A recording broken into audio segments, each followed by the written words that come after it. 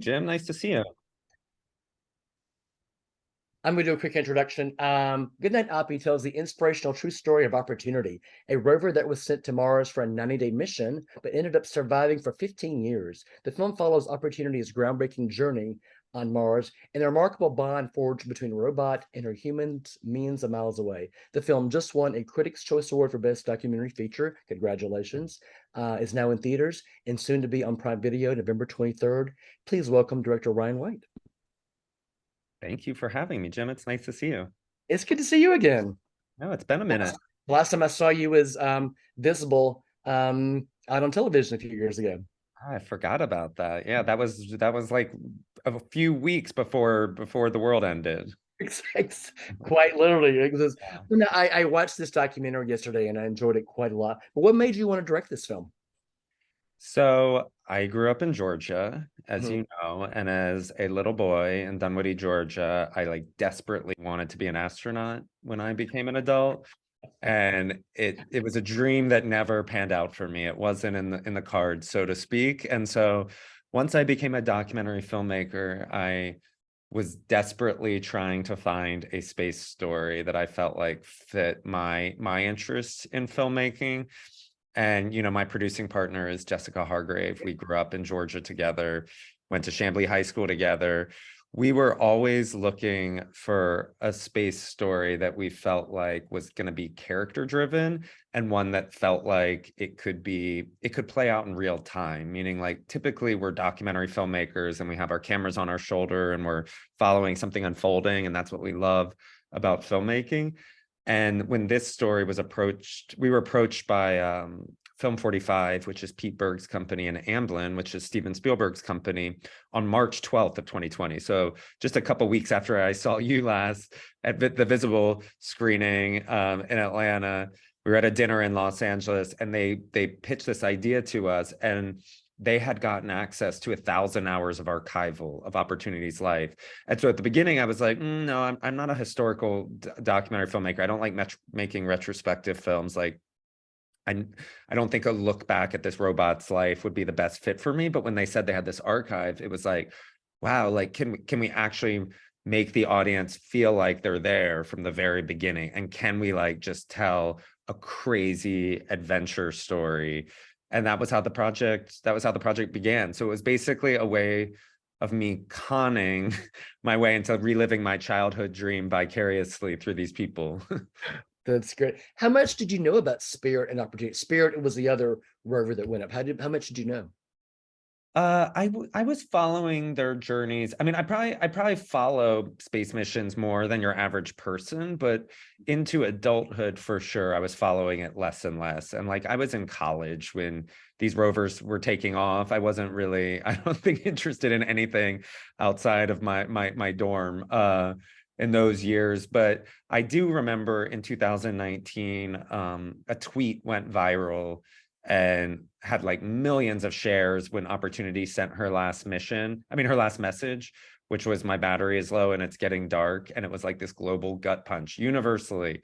Like everyone was responding to this idea of a rover who was alone on another planet and in trouble. And I remember being very moved by that, as millions of others were. But it wasn't, I wasn't following the mission in a way where it was like, I need to make a film about this. It wasn't until it was pitched to me that the project began. So, as you mentioned, there is some amazing archival footage here of the NASA people doing, on Earth talking and following the situation. But you also were able to create some, amazing original footage. Can you talk a little bit about your mission with that? Yeah, so our film is a lot of archival, which is from NASA, that 1,000 hours of footage. And then the other big question mark, which I remember discussing with Amblin at that very first dinner, was like, can we take the audience to Mars in a way that's never been done before? Meaning, like, can we do it in a totally photoreal and authentic as it's ever been seen way? And Amblin clearly has done plenty of special effects over the years that have been revolutionary. And they said, well, lucky for you, our best friends are Industrial Light and Magic, and we don't know if this is possible, but we can get you on the phone with them. And so a few days later, again, another like pinch me filmmaker moment where I'm like, wait, I'm working with Spielberg's company, and now I'm talking to George Lucas's company about potentially working on my film. And that was the conversation, was like, is this possible? Because I didn't know. I don't know anything about visual effects. This is the first time I've worked with visual effects in any of my documentaries. Can you guys create a photoreal Mars with all of these hundreds of thousands of photographs that we have? Because we know what it looked like. We know what every day of this journey looked like. Each robot had nine cameras on her. Sure. And they said, like, we've never done that before, but this sounds like a really fun challenge, and we are capable of doing it. We will build Mars from the ground up. And that was the beginning. You know, I didn't know how long visual effects take, but they take years to build these shots, which is not a documentary way of thinking, that things take years. I am very run and gun normally in my films, but this was a film where we had to plan it out very early. I actually wrote a screenplay for this film, which I've never done for any of my documentaries, and that was because ILM needed the time to create these shots, and I'm so thrilled with the final product. Like, they really knocked it out of the park. How long did you work on this? 2.5 years. So yeah, March 12th of 2020 was that dinner, and then yeah, so it's 2.5 years till it came out. I didn't realize that Angela Bassett narrated this. I started watching. It's like, is that Angela Bassett? It's like, that's Angela Bassett. How did you get Angela Bassett? Oh man, she won last night for best narrator Oh, in a nice. documentary, which I was that might mean more than any of the awards that I won, because I'm like, how in the hell have I worked with Angela Bassett and she just won an award for being in one of my films? But I was telling her, like, when I was in Dunwoody, Georgia, I think I was like 13 when What's Love Got to Do with It came out. I went to see it in the movie theater like 3 or 4 times at my like Peachtree Corners movie theater. I was obsessed with her. I think a lot of us are, right? Like, but she did something to the 13-year-old gay boy in me that like just made me feel like she is the only person that matters in this world. And so from the very beginning, when I was making this film, and we had what are called the rover diaries, so daily NASA wrote like a very heartfelt first person, keeps you in present tense journal entry. She was the voice in my head from the very beginning, and I thought for sure she will say no. But I remember saying to Amazon, like, I want to go to Angela Bassett to play the voice of NASA. And they said, you have 100% our support. If you can get Angela to do this, like, go with God. And I remember being so shocked when she said yes. But she had watched a cut of the film and she loved it. And she felt this journey so deeply. I mean, I think great actors can do that, but working with her will be definitely one of the pinnacles of my filmmaking career, getting to record with her. And once we put her voice in the film, it changed everything. Exactly. What allowed Opportunity to survive so long? The sun. So I mean, they thought the sun would be what killed her, but it ended up being the sun that sustained her for so long. So, you know, she was solar powered. It was expected that a buildup of dust would eventually kill her on her solar panels. And, you know, the biggest surprise throughout the mission were these dust devils, which are basically tornadoes on Mars, which are made of dust. And they thought maybe could harm the robot, ended up basically being like the car wash for the rovers. And so as a buildup of dust was happening over the course of months, suddenly a dust devil would come by and it would actually wipe the dust off the solar panels so that the sun could reach the solar panels and reboot the rover. So they were on this crazy extended warranty that no one expected because of dust in the sun.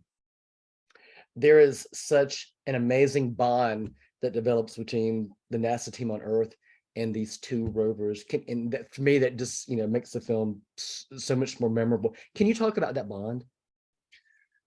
Yeah, I mean, that's the most surprising part of the film to me. Yeah. I loved the idea of the story of the robot that was supposed to live for 90 days but survive for 15 years. But I thought that the biggest challenge would be the human beings. Like, I don't know NASA scientists and engineers in my day-to-day life. I just assumed, which is probably wrong of me, that they would be very like dry, Yeah. academic, unemotional people, probably not the best of storytellers, you know. And I was totally wrong. The biggest challenge in our film ended up being this embarrassment of riches of like, oh my God, how do we choose the human beings that are going to be in this film when there are hundreds of people who we could have in this film, and you just don't have the real estate in a feature-length doc to do that. And I mean, the bond comes from a lot of places. I mean, first of all, I think the idea that she was supposed to last for 90 days and they felt incredibly bonded to her when she launched and landed, of course, but as something continues to outlast the odds and lives longer and longer and longer, that bond grows stronger and stronger. So I think, you know, and Spirit did that too. Spirit exponentially outlasted the odds. And so I think the fact that they lasted so long made the bond that much stronger. I think the bond, and I think I hope the audiences bond as well with the rover in watching this film. And I've seen a lot of tears after screenings to this film, which we weren't expecting. I think that that emotional bond that we have for them is this idea of like, it's why that tweet went viral, right? Like this idea that a little robot is in trouble on another planet doing like the brave exploration that we can't do ourselves. So she is our eyes and ears now, because Perseverance is recording sound on Mars.